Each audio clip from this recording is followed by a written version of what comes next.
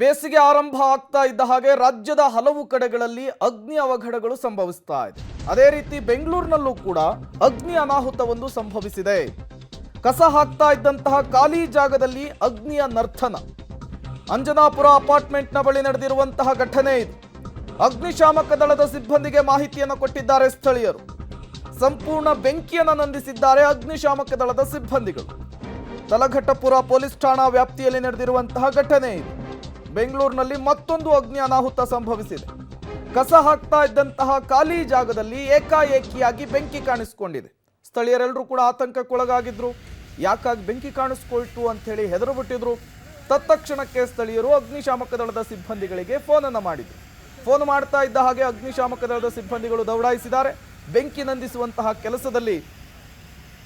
ನಂದಿಸುವಂತಹ ಕೆಲಸವನ್ನ ಮಾಡಿದ್ದಾರೆ.